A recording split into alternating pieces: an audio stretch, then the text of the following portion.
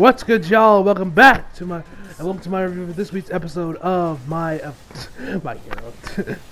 That's gonna be in the spring of Attack on Titan, ladies and gentlemen. We are back once again with Attack on Titan, and man, first off, this episode's fucking phenomenal, man. Once again, it was actually kind of nice to see more of the world of Attack on Titan. Like, we focus more on the once again, this is on Reiner and the other Eldians we got introduced to, them kinda sorta mentioning Eren and the boys from previous, of course, mentioning Eren and the boys and all that shit. But it was mostly interesting to see like the actual like way of life, the living of the Eldians around the second half of the episode. That was actually pretty interesting to see, get introduced to all their families and finally see Reiner's parents, Zeke's grandparents, his mom and dad, got killed and all that shit, with Ganesha and everything. But before we jump right into this actual review, I got this story I gotta tell y'all. So this literally just happened. I was going downstairs, grabbing some water, grabbing something to eat real quick, and then as I'm going downstairs, I hear my brother scream. I think he was saying fuck or some shit. I couldn't make out. All I heard him was just scream. Next thing I know, I see that the man had made boiled eggs, which is kind of like his thing. So he made these hard-boiled eggs, and then he cut up one of them while I was down the stairs, and it literally exploded. I shit you not, it exploded. There was bits of eggs on his face, on the floor, by the sink. The thing went everywhere, and I'm looking at him like, what the fuck happened? And he says that the egg exploded. I'm like, how the fuck does an egg explode? Apparently it does. The evidence was there that it had indeed exploded. Legit, that was fucking... That's been one of the craziest things I've seen in a while, man. Fucking hard-boiled eggs. If any of you guys watching this video eat hard-boiled eggs, have you ever had it explode on you when you cut it? Please tell me in the comments down below, because I need to know. Anyway, guys, that's enough of story time. Let's just jump right into this episode. So we start this episode off. We got this board meeting between, I guess, a bunch of the generals we have for the Eldian for the Marleyan army, and basically we found from the newspapers that while yes, Marley did get the victory, they did, of course, win the war. However, they said pretty much that humanity has finally, found the kink in their armor web. They finally cracked the Marley's armor, i.e. the Titans. They finally figured out a way to defeat the Titans with those cannons we saw, those tanks, and all that shit.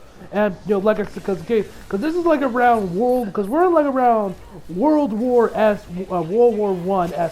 era right now with the technology and everything. So it's only a matter of time before before they do figure out time. The whole reason that we know back on the island with Eren and the guys that the Titans lasted so long was because they had next to no technology. They were stuck in some steampunk Middle Ages or some shit, And they didn't come up with the best thing they could come up with for the walls was when fucking Hanji created that giant wood spike thing that it would come crashing down the Titans, right on their name, killing them, and then it would go back up and do the whole thing, That's about the best they could come up with outside the ODM gear, So here we got here in this era we got blimps, fucking tanks, cannons, fully automatic weapons, It ain't gonna take much more, before the Titans are nothing more than glorified fucking wooden walls or some shit. I don't know.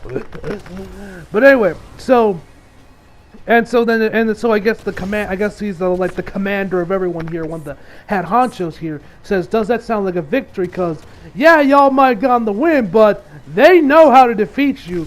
And he also mentions that that they're kind of that the people are criticizing them, the middle allied forces, for giving up, for surrendering and everything, when they were low-key. They probably had Marley going on the ropes a little bit throughout this 4-year war around the tail end of it.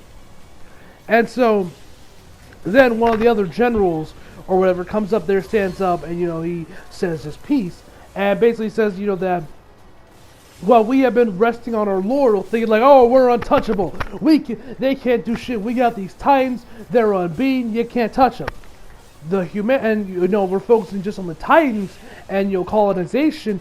The humanity, everyone else has been working on finding weapons to kill the Titans, and it looks like they finally are starting to catch up to them. And as he's talking, he mentions that it won't be, he mentions aircrafts in particular. If aircrafts keep advancing the speed that they're going at, it ain't long before they just start raining bombs on us, and we can't do nothing but look up. And literally everyone in the room just looks up. I'm thinking they're just looking at the ceiling, just looking at it, and it's like a visualization of the bombs coming down. Then we see there's this giant fucking hole in the wall, and I'm like, are y'all trying to leak out your plans to the enemy? Why are you pontificating or whatever? Why are you discussing your plans on what to do for the future when the roof has a giant hole in it? Like, the fuck? I'm looking at this and I'm like, what the fuck? Why is there a giant hole in the wall? And where the roof should be. But anyway, I digress. He's about to say that the era of Titans is seen to come to an end. The dude's and the main general's like, yeah, I know. And then actually Zeke asked, asked to speak, and isn't he given permission to speak? And he basically wants them to go back to the island, find the founding Titan, which I think is Eren, right? He's the founding Titan, or is that another one? I don't really remember. It's been so long since I see Attack on Titan. I forget which Titan. No. Eren was the Attack Titan. My bad. I literally just remember that because I remember one of the episodes of Title Shingeki no Kyojin. Anyway, so we know. So he wants to go back to the island to finally find Titan because he hopes that could end up turning the tide back into the favor of the Titans, and all is good for Marley. And he mentions that that the military needs a complete restructure, and and all that. Before that happens, they need the newspaper needs to read that Marley has obtained the founding Titan and conquered Padis, I think is what it's called. Paldis, I think is what the island's called, if I remember correctly. So he basically just wants to go there to redeem, and the general mentions, oh, you just want to redeem yourself for your failure 4 years ago, which that's very solid. So in case you guys did not know, for you anime onlys out there, there's been a 4-year-long time skip since the end of season 3. Well, technically 3, because there was a 1-year time skip at the end of season 3 in that final episode when Eren had the long hair and everything, and then another 3 years on top of that to where we got here in season 4. But basically, it's been 4 years since season 3. And then he also mentioned something about Colt. He doesn't feel that Colt will be able to inherit all of the Beast Titan, and So then we cut over to after we hear the OP again, which I still don't really get the hate for the OP. I love it, but whatever. We get a shot of Zeke, lighting up a cigarette. It's zoomed in on his mouth and everything. It looks really cool, to be fair. And so he's going up these stairs, smoking a cigarette. He's there with Cole. He apologizes for burying him to further his identity. He's like, oh, nah, man, you cool. You don't think whatever happened, an Eldian, talking, an Eldian, speaking to the general or whatever. So while Zeke is enjoying his cigarette, the dude's going on oh, you remind me of the Founding Titan sometimes. He mentions that, there hasn't been a Beast Titan like him in a while. That there hasn't been a Beast Titan like him. There hasn't been a beast like him, I should say. Excuse me. And and then Zeke, and so then he asks him why do you think that is? Why do you think you're so special? I mean, you don't have royal blood or anything. And he says, I'll probably die before I find out. So then he throws away the cigarette, and everything. And then we get probably the funniest line in the entire episode, I would say. And without doubt, one of the funniest lines in the series. He says, and then he's like, when you inherit my memories, you'll find out my secrets. And Colt asks him, oh, what's your secret? And he says, the special way I wipe my ass. I hope you don't tell anybody. That shit had me laughing. That was a good one right there. So anyway, so then when the general comes out there, he says too late. I want a full report. Down to your ass hair, down to the hairs on your ass. Do you think you Eldians get your privacy or whatever? And he says, no, sir. And actually, right when he showed up there and he said, I want a report and everything, they actually, I guess they did their version of the salute. Now, it's not the typical salute that we usually see. Instead, they have their, instead of having their hand, the side of their hand by their forehead, they have their palm just facing outwards, which I thought that was kind of interesting. Anyway, so then the general decides to have a smoke of a cigarette. And so then, Zeke lights it up for him, does all that shit. and then he asks him if he thinks he can, take care of Paladis Island. Paladis Island, I think is what's called, the island that Eren and the others are at. If he can do that in a year, and he says it's more like I have a year left to try. And so he mentions that in the 3 years since in the last 3 years, every time they've tried to go down there, their ships never returned, and there's been like 32 ships that have gone down. So they suspect it's not just one Titan; it's most likely 2 Titans along with Eren. So I guess he means 3 Titans in total, or it might just mean like one other Titan along with Eren. Either way, there's going that most likely it's the work of a few Titans for them, blocking their exit and everything.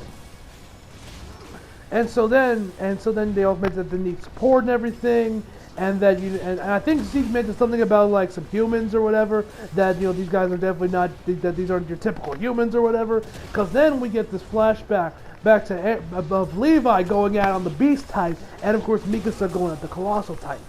So that was pretty cool. And then we see Reiner be like, ah! He wakes up probably having some PTSD from Mikasa when she put the fear of God into him. How many of y'all remember that episode from season 2 when fucking Mikasa was staring death into Bjertolt, She put the fear of God into that man with just her eyes. I mentioned this before, but I'll say again: no other series really has more expressive eyes than Attack on Titan. Anyway, so then afterwards, we find out he wakes up, and we find like Gilliard, Gilliard, I believe the dude's name was, or Galador, I think his name was. The guy is just chilling there right next to him. He's like working on his like notepad or whatever, and we find out actually apparently I'm assuming this guy is actually Bjertolt's brother, which I don't think we ever knew that Bjertolt even had a brother, because he mentions like, if I had inherited the Titan, if I had inherited the Armored Titan, this wouldn't have happened, and my brother wouldn't have to protect you all the time. So I'm assuming he's talking about Bjertolt, and who is now currently dead. So I'm assuming he's talking about him. So they kind of go back and forth with each other for a bit, and he mentions that, and then he mentions how, and apparently that he is the one that actually inherited Ymir's Titan, because he mentioned that I saw the memories of Ymir, the one before me. So I'm assuming that means they did the whole ritual and everything, and this time Ymir had died. So I guess she just decided to die off screen, I guess. Okay? Kind of strange that they actually killed off one of the main characters from Season 1, and especially Season 2. They just kill her off screen in a flashback. Found that to be kind of weird, because we never really saw her at all in Season 3, outside of that initial letter she wrote to Historia, but that's about it, so I guess Ymir just goes out like that, which I'm kind of surprised by considering how big of a role she had back in Season 2. But, hey, whatever. So anyway, he finds, so then he mentions, goes on like, I saw you acted in her memories. What was up with you getting rescued by someone new every day? You trying to act like you're relatable. You seem like you were acting like my brother. And then this other woman comes in there, I think her name was Peck, or like Pick or something along those lines. I think it was like spelled like Pieck, I think is how it was spelled. So she comes in there, this woman looks battered as shit, hair messed up, she's on a crutch. This woman has definitely been in some shit. And so she's like, Peck or whatever the dude's name was. And he's like, come on, let's not go after someone who just took a bunch of cannons to the face. And he's like, stop calling me that and everything. So Reiner asks her, like, hey, are you okay? And she's like, yeah, I'm fine. It's been 2 days since I've been a human, so I guess she's now a Titan, another Titan shifter. And so then she mentions that he should go see, Gabby and the others. Reiner should go see them. He says, like, yeah, sure, I'll do that. And so Reiner kind of takes his leave, and she just falls onto the bed and just says, ugh, I'm pooped. And so he mentions he's like, it feels like ages since last seen you. He's like, really? We've been seeing each other we've been going together on the battlefield. And I believe he mentioned that, it seems like we're not going to be going back there for a while. And she says, let's hope so. So then we cut over to, Gunther, got a bunch of, the soldiers or whatever, talking to the woman out by the pier and everything. Before we finally go back to Gabby and the other ones where they're just kind of looking at the ocean, just talking. So Udo is just throwing this rock up in the air in his hand, and then it's like, so if Titans lose their usefulness in battle, what will happen to us warrior unit and us as Eldians? and before he just like tosses it into the ocean. And so then we head over to Gabby, she's kind of like concerned about Reiner seeing he's safe. And then Falco goes over there and tells her, he's gonna be just fine. And she's like, yeah, I know. And actually, if you paid attention to the bottom subtitles, you would have known that apparently, I think this was like Zofia mentioned apparently that someone said the water is super salty because he pissed in it or something. I don't know, I found the bottom subtitles very weird. But, anyway. Afterwards, that's when Reiner comes out there, and everyone's like all happy to see him back. Of course, Gabby's like, Reiner, and it's all big happy family reunion or whatever. So they kind of talk before they decide, just like they want to walk around before they go back to their homeland or to like their home, whatever, in wherever it was called. I forgot the name slipped in my mind. And they're like, she's like, oh, we never get to do this and everything. And then, Falco's like, oh, come on, let the man rest, And so she's like, and then she just tells him to go home, and he says, I'm coming with you. Well, actually, Reiner actually eventually goes over there and goes down to a knee, like, rubs his hair and says, I'll be fine. Before Falco goes over there and catches up with everyone else. And so then this boat comes from the background, kind of like covers up the sun and completely covers that area in shade. And then when we look back there, we see instead of those 4 kids we just saw, Zofia, Udo, Gabby, and Falco, we actually ended up seeing, we ended up seeing like a Poke or whatever the dude's actual name is, that the nickname she, Peck or whatever, Peek or whatever her name is, called him. And so you got him, you got Annie. She was the only one I actually recognized, and I think that's Bertolt, and the other guy that died in season 1 that we found out kind of like they purposely threw to the wolves or whatever. I think, if I remember correctly, correct me if I'm wrong in the comments, but I'm thinking that's the 4. Because Annie was the only one that I actively recognized, and I think one of them was Bertolt. So, anyway, so afterwards he just looks like, wait, and then they all look at him, and then they're like, then it's all back to normal. He's like, whatever. So he goes over there and he catches up with everyone. They start to walk around for a bit. He mentioned that they're too old to go to the store or whatever. Apparently this store was like somewhere like, yeah, it's meant for kids, but he saw someone go down. Yeah, mentions that she saw someone go there. I also don't know what the hell she was talking about. But anyway, we then fast forward over to the train where everyone's celebrating. You got Colt over there, and it's like drunken Rand going like, oh, Gabby risked your life for us, She went over the kill to blow up the tank, and to save 1-800 alien unit. Yeah, do what you do, then you big idiot. She mentioned how he reeks of booze and everything, and so eventually, then they realize, and she's like, and he's like, do you have any idea what she risked for us? And and then they all start to like hailing, Gabby. They're all like, yeah, she's up on Colt's shoulders as they're all like celebrating her victory or her valor in war, doing what she did, taking care of that armored train or whatever. And so they're going at it, and then you can hear them are all the way in the other cart where, the generals are, as well as Zeke and a few others, and one of them says, I'll shut them up. And he says, no, let them have their moment just for tonight. And so then now as they're celebrating, we have it back to Reiner. He goes over there and talks with Falco, and he mentions that, it looks like, and he mentions that it looks like Gabby's going to be the one that inherits the armor Titan. And he's like, yeah, the girl that adores you is the one that's going to get your Titan. That is, if she isn't, shredded by bullets or whatever first.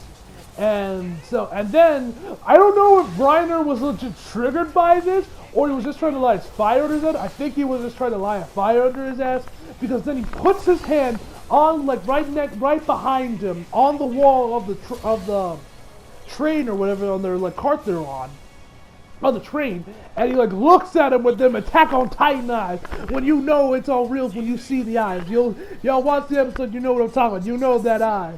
And so the dude's going off like, are you insulting the honor of inheriting one of the 9? If I report this, you and your entire family will become Titan weapons, or which I'm assuming I think he means by that they'll become the mindless Titans, if I remember correctly. I think that's what he meant. And so, of course, Falco is like scared shitless of this. He was like, sorry, allow me to rephrase what I said. And then he says, oh, I wish to be, and he just like, he just completely like damns his heritage of being an Eldian. He's like, oh, I wish to be freed of the devils, of the demon blood of the Eldians. It would be an honor to get one of the 9 Titans or whatever. He's doing the whole spiel. And he says, and then Reiner asks him, do you want the armor type? And they look over at Gabby before he looks back at him, and he says, yeah, I want it. And so then Reiner, I guess, returned to normal, or finally realized, okay, he did his job right. He says that you need to save Gabby from the hell that awaits her, or whatever, from the darkness that awaits her, because as we know, she'll die because they only last times only 12 years. She'll die when she's 27, which I think that means that she's like around 14. I think, if my math is right. She might be, it's around that age range. But anyway, after that, they're all the boys are celebrating and everything. So then they get back, so then they finally land. Fucking Gabby just leaps off the train and does this this jumping kick or whatever. Legit, she got some massive airtime and she's like screaming into the high heavens, oh, we're home. She out here making sure that everybody in the fucking solar system knows that she has arrived back home with how loud she was screaming. And then you got this other, and I think it was Gilliard, holding, having Colt around his arm, picking him up, because the dude is having a hardcore hangover, and he's like, oh, can you please turn it down? And he mentions oh, you should have known that you can't hold your liquor, this, that, and the third. So then the rest of the guys all start to, come out of the train. We see Zeke mentioning something about how dare you spew Gilliard's kindness or something while he was just walking away, which I thought that was kind of funny. But then when everyone finally arrives back to their home, back to their back to their segregated, gated off part of the city or whatever, and all the family members are there waiting for them, and of course everyone is united. It was nice little moments seeing everyone reunite with their family. Gilliard, Colt, Falco, Zeke.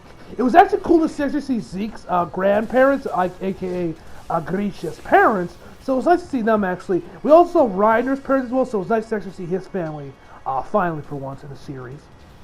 And we also saw, Gabby and everybody else, get together and everything. So then and then he mentions, and then he says, to everyone to take it easy or whatever, and you got Falco be like, no, I'll be back to training by tomorrow, and then you got Gabby looking at him like, oh please, you're trying to get your grades up, give me a break, and then you had Peck or Peak or whatever the hell her name is, and go and say, you tell the kids, oh, don't overwork, don't work yourself too hard, and all that shit. And so then we're now at this nice little family dinner at Gabby's place, and we see that Reiner is there too. So obviously the two of them are indeed related. And she's over here telling her the story of how she took down that armored truck, and her parents are just so happy to hear this story. Keep in mind, their daughter is 14 years old, and I don't think they would be this optimistic or this happy to hear her daughter's war stories. I don't know. I think that's very telling, because I said, she has to be no more than 15. She has to be no more than 15. But anyway, so she's telling them the story. Her parents are all excited here. So, although, did anyone else think the animation on her parents looked a little off? I don't know, just the way they were moving and everything just looked a little off to me. I don't know if any of y'all felt like that, or is that just me? But anyway, her dad, Gabby's dad asked Reiner about him surviving the island of devils, going on Paldis. How he survived there for 5 years. He asked him oh, you barely survived there, right? And Gabby's and then Gabby is the actual sensible one, be oh no, come on, man, think about the PTSD. Which speaking of PTSD, I can't believe I skipped past this. I need to bring this up right now. So, right as everyone was getting lined up and meeting their parents and everything, we saw Falco. He sees and we see these two soldiers helping this one do up. There's a line of various different soldiers get by this wall. And these soldiers in particular, all soldiers that are all suffered from PTSD. They didn't mention that at the show because PTSD wasn't a term that was there yet, but they were soldiers that suffered from PTSD from during the war. They were the guys that were building the trenches, and they were there for too long, and all the bullets and bombs will fuck you up mentally, I'm sure. And so then then we get these quick flashes of various parts of, I guess, the war, gunfire, explosives, etc. And then one of the soldiers does the most. This was like one of the most asshole-ish, whatever you want to call it, things ever. This dude just says, "Boom!" He screams out, and they're all like, "Ah!" And all the soldiers are like, all of them are like freaking out. Like one of them like goes down, they all go back down to the ground, covering up and everything. And it's just sad to see, man. I'm like, God damn, fam, have some sympathy for them. God damn, like that's just going too far, man. Like, come on now. These guys suffer from PTSD, and you're gonna do them like that? But hey, whatever. It is what it is, I suppose. So anyway, back with Gilead. I found that was one of the highlights of the episode. And I need to make sure I talked about because that shit was crazy. But anyway, so he tells, and after Gabby tells me, he probably doesn't want to talk about it, and he's like, "Oh, forgive me, nephew." So obviously we now know that Gabby and Reiner are related. I'm assuming they're cousins because he said nephew. So I'm assuming they're cousins. I think. I'm not completely sure on that, but I'm pretty sure they are cousins.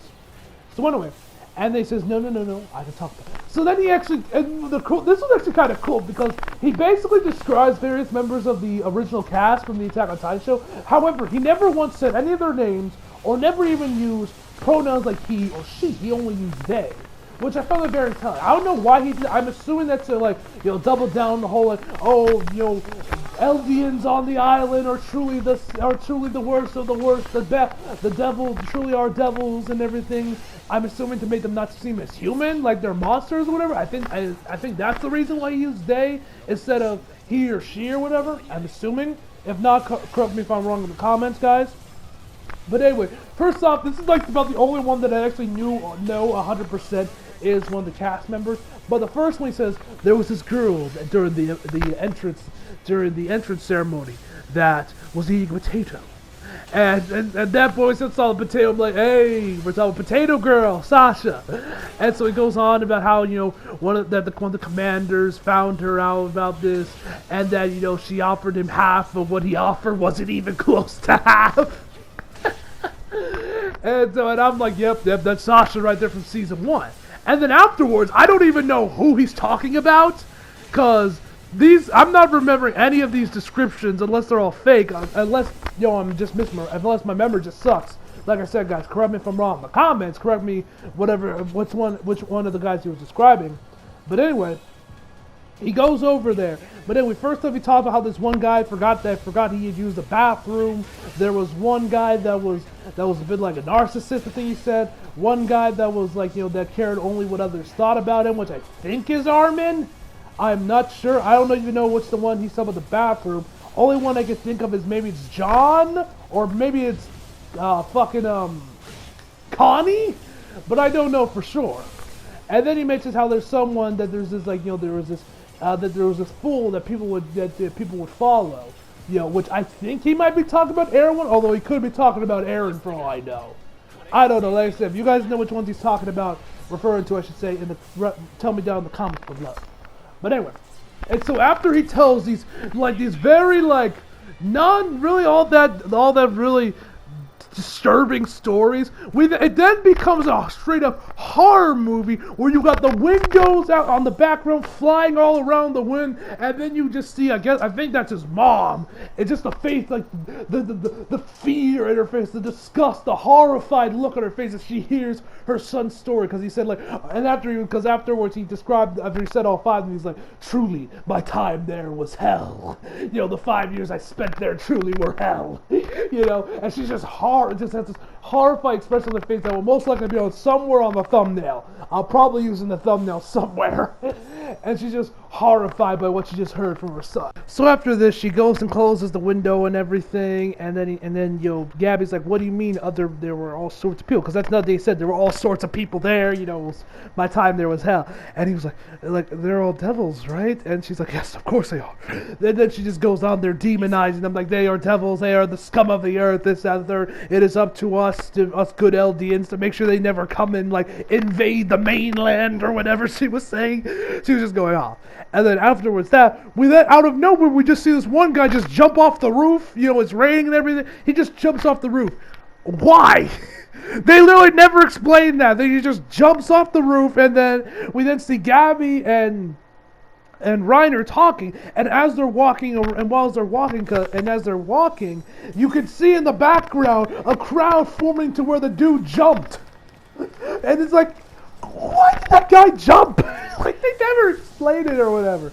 But anyway, we then get to the final section of the episode where we have Zeke and everyone else, and the other Titan shifters, I guess, all like in this room. And you know, Gilliard comes in there. He asks them where the brass is, and Zeke says, "Not in this room." Now remember that. Remember that. Keep that in the back of your mind. And then they start to discuss, and basically they need to find that they're going to work together with the Tiberius family that have the Warhammer Titan. And they're basically going to work together with them because they're going to make an announcement that they're going to take over Paladiris Island, and they're going to work together to take down the island to find the founding Titan and all that shit. And this plan needs to work to restore the power of Marley and them having the advantage with the Titans, considering, you know, the advanced technology that humanity's made with like weapons, tanks, and all that shit. And so then we actually find out that they actually are listening in to like this, like throughout, I guess, one of like these like vinyl record players or whatever. You know, they're listening into that, and then like there's this dude, I guess, writing down what Zeke is saying, and so they were listening in the whole time, and Reiner actually picked up on this, that he said, "Not in this room, huh?" And he looks over to where the speaker is, to that like record player or whatever it is. So that was actually kind of cool. So anyway, then we see Reiner. He's like watching Gabby and Falco going out. They're doing like some training together. Gabby wins, and then he says to himself, "Am I really going to go back to that island?" And then we get to the end credits, and then we finally see the full ED, which once again is fucking beautiful, man. I love the song. I love the visuals of the ED. It's just phenomenal. If it ain't my favorite ED of Attack on Titan, it's my second favorite, right very closely behind the second ED from Season 1. I love that ED to death. It's fucking phenomenal. But anyway, guys, that is where I am going to end my review of Attack on Titan, ladies and gentlemen. This review ended up being over 30 minutes, which I was kind of hoping it wouldn't be, but hey, whatevs, man. Hopefully, I hope this doesn't become the norm, because I'd like to keep my videos under 30 minutes for Attack on Titan, but there's a lot to discuss with this final season. Oh, but one last thing before I sign on. I gotta talk about the next episode preview real quick, because we saw in the next episode preview that Kenny is making his return. I don't know whether it's flashback or somehow he survived the shit with Levi, but hey, we are going to see the return of Kenny next week. So that's going to be fucking hype, man. Anyway, guys, overall, I'm going to give this episode a 9 out of 10, guys. Hope y'all enjoyed the video. Leave a like if you did. Subscribe if you're new. Follow me on Instagram and Twitter if you feel like it. Links down in the description box below. And as always, come back for more. See you guys next time.